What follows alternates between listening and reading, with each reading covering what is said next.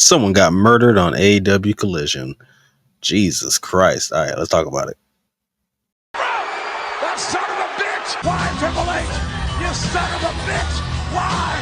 Tell me why! Damn Triple H! Damn his soul! You son of a bitch!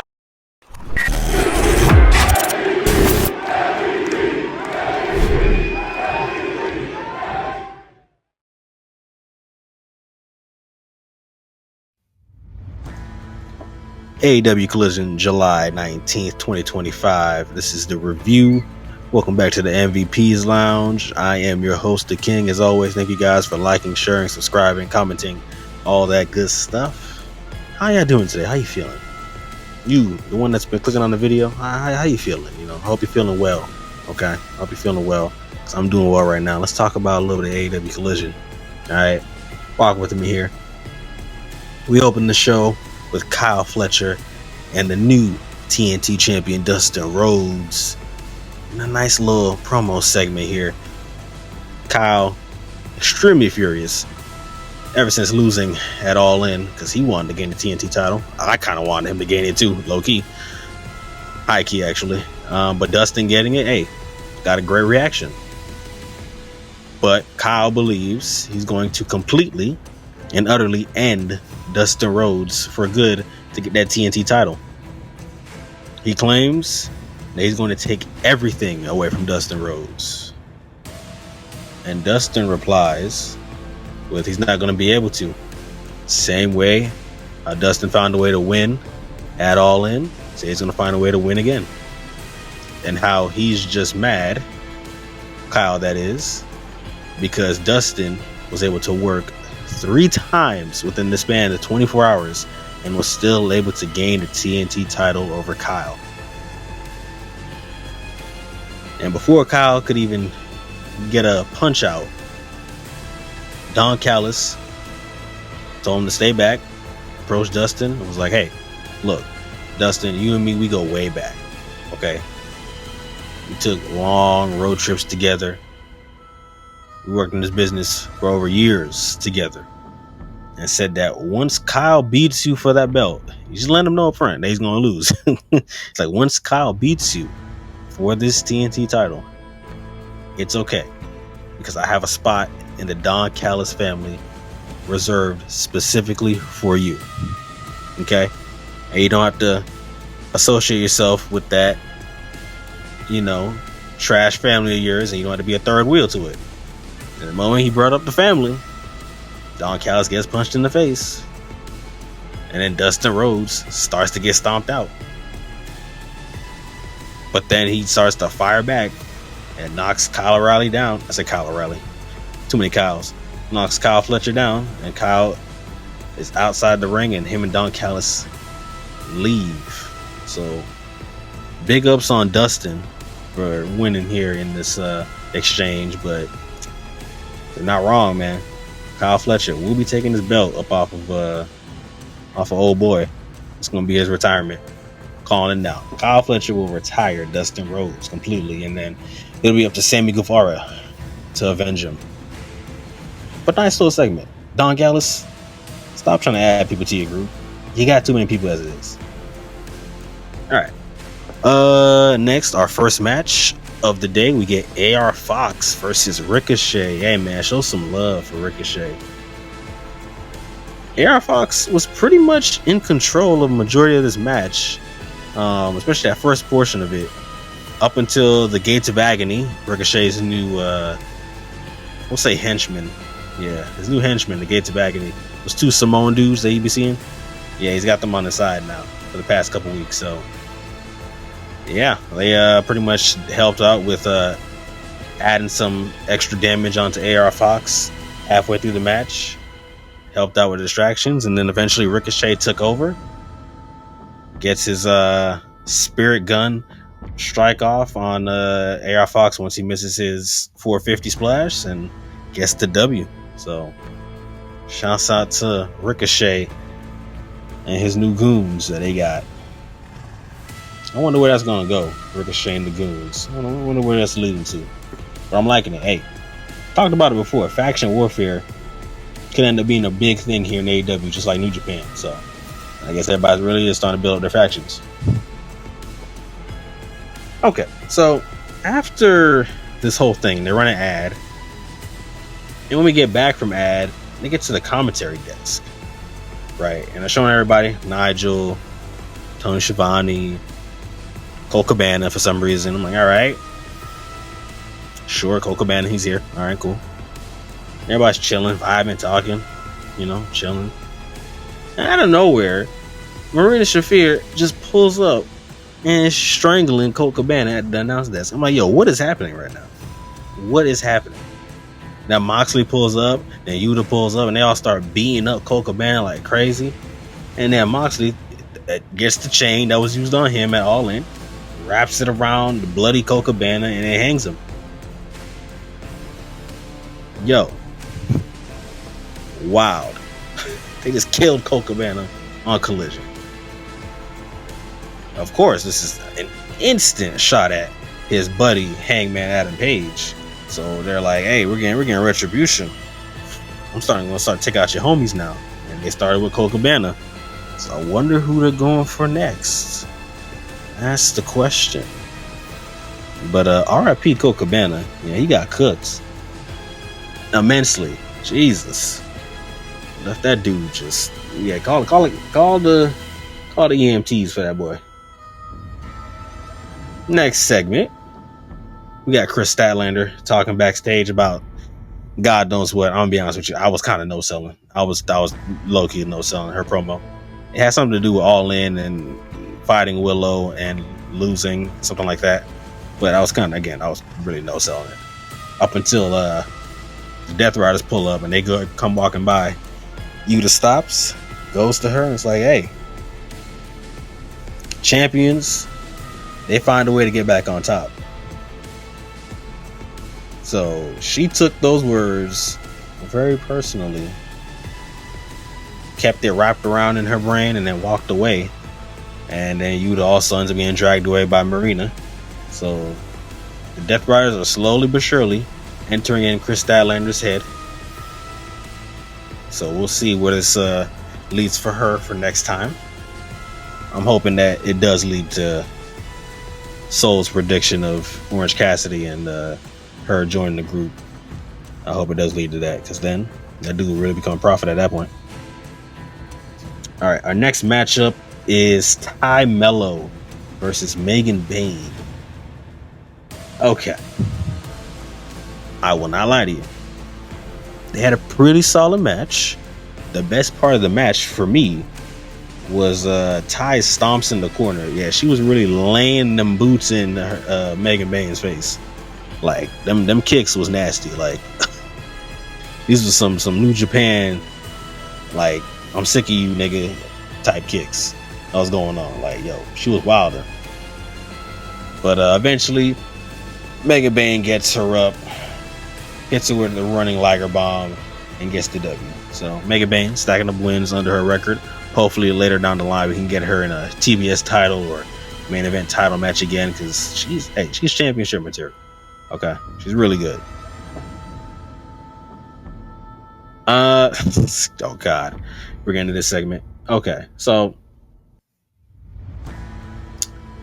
backstage, okay, Christopher Daniels and the rest of Skyflight are having a conversation, and Don Callis pulls up, and Don Callis is trying to recruit people from, like, bro, does Don Callis, like, what's wrong with this man? What is wrong? Can somebody tell me what's wrong with Don Callis? Why does he want so many people to be in his family? This man keeps trying to recruit people. Like, bro, relax. You got plenty of people already, man.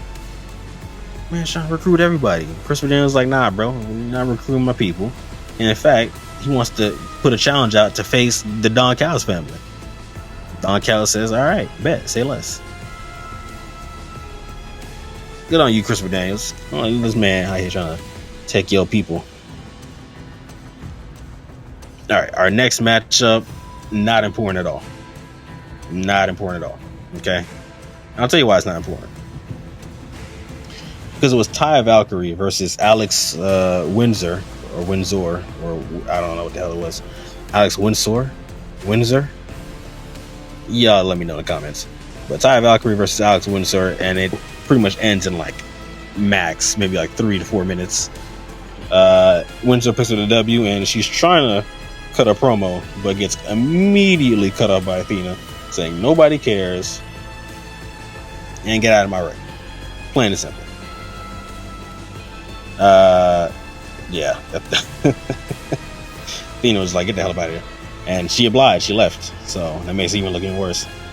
Athena says this is Athena Elite Wrestling, and that Toni Storm is complete trash, and she will be beaten by her at some point, and how the fans only like Toni Storm because of her random quips and her accent, and there's all this other stuff, and she's just continuously burying her, and then Toni Storm pulls up, and she's like, nah, sign that contract, let's throw hands right now. And Athena's like, no, of course not. I'm not gonna sign this contract now. I'm gonna sign it when I feel like it, and maybe I might sign it next week on Dynamite after my minion Billy Starks beats you in a match. Toni Storm shortly after says, you know what, sure, do whatever you please. And she's like, you know what, maybe if Billy Starks does beat me, maybe she might get a title shot. And since you're gonna be up there and you're not gonna come down here, I guess I'm gonna come to you. So she leaves the ring, heads straight up there to go look for Athena. Athena dashes immediately away, and that is the end of the segment. Nice little segment between Athena and Toni. I'm really gonna like this match when it happens, to be honest with you. Really gonna like it. Yeah, they're gonna have a good one for y'all. So the build towards Forbidden Door is about to be lit. All right. Let's see. Next up, we get. Oh God, Jesus Christ! All right, we get Anthony Bowens. Okay, so Anthony Bowens is unfortunately complaining. Billy Gunn shows up, and you know he's complaining to Billy Gunn about him not being on the same page as him, and then you know it's like, bro, Bowens, you're supposed to be a solo dolo. All right, Billy Gunn can't be holding your hand forever or scissoring your hand forever, but apparently he is. So Billy Gunn says, don't worry, I'll make it up to you. All right, you gotta just trust me. Got something for you next week that can put you back on the map. So we'll see what that is. But nah, man, I'm really for the group to just come back together. Okay, this whole solo dolo thing, I'm not with it. Not with it at all. Okay, I don't know what the agenda was to make both of them solo players here, but they might have to reverse that, especially with the stuff that we found out that happened tonight. Might have to fully reverse a couple of these things that you've done so far.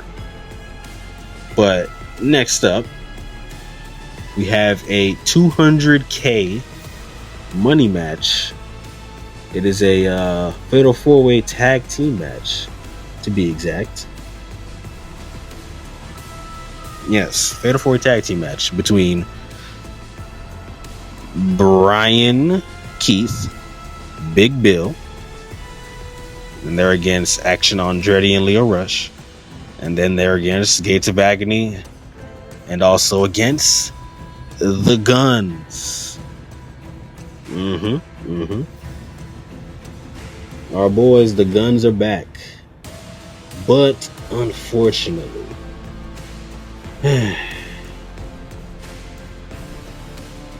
very, very unfortunately, during the match, because I already knew it was going to happen due to the Twitter spoiler that I saw, at some point Cole and Gunn was going to get hurt. So most of this match I was kind of looking to see when it was going to happen, and I saw it when it happened. It was during one of the spots with Big Bill.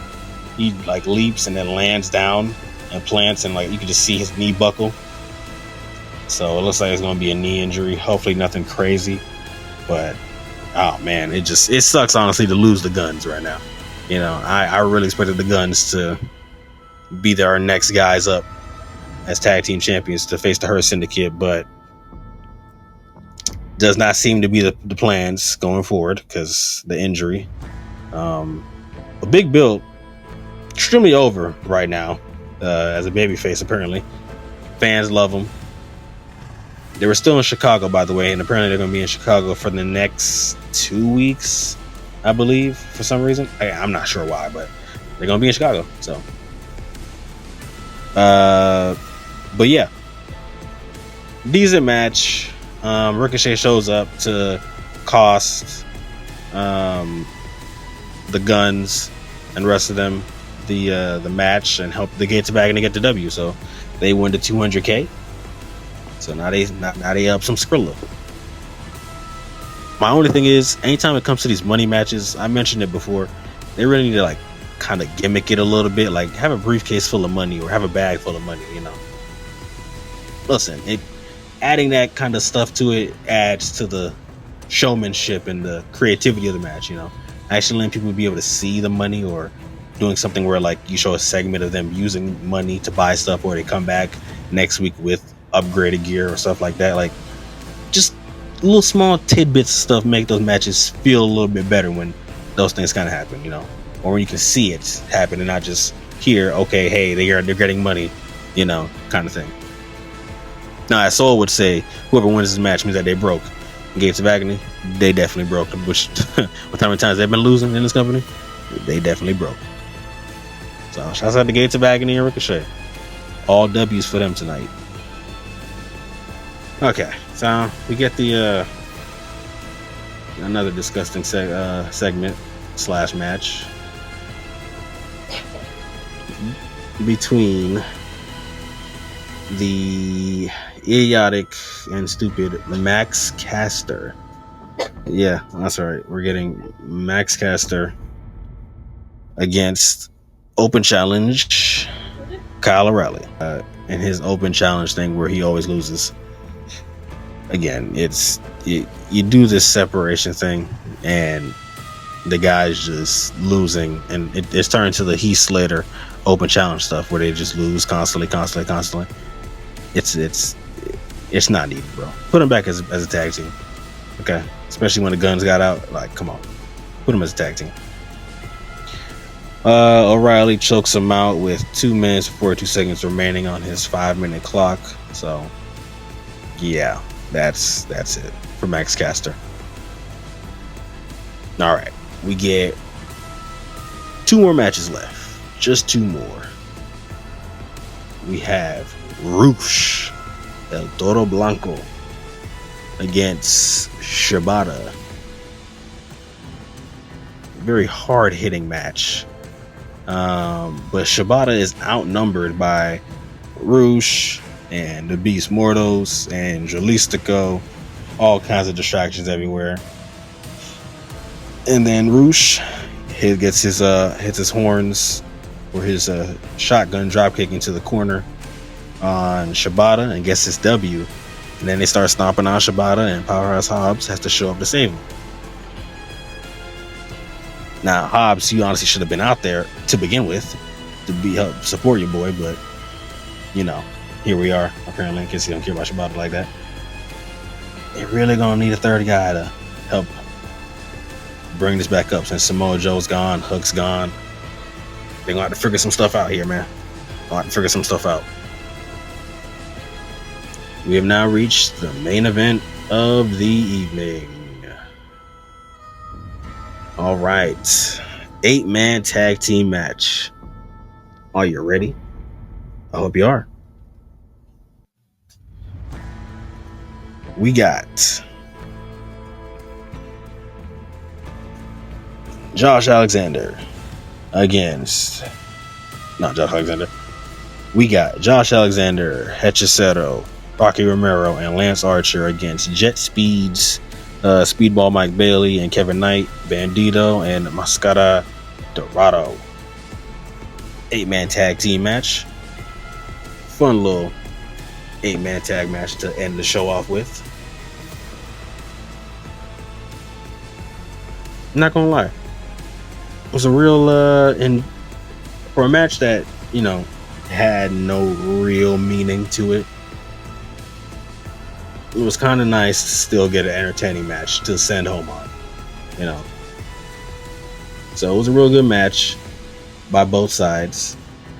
Don Callis family, again, as I said, has way too many people in there as it is. Like, you just saw 4 of them here, and some of them don't even matter like that, you know. So we got to start putting some more effort into building this team, especially since they lost this matchup. Just absolute wonderful chaos, if I can say it that way. 3 men take off inside. 21 planks. Rocky is down. Dorada, who is the legal man, up in the sky.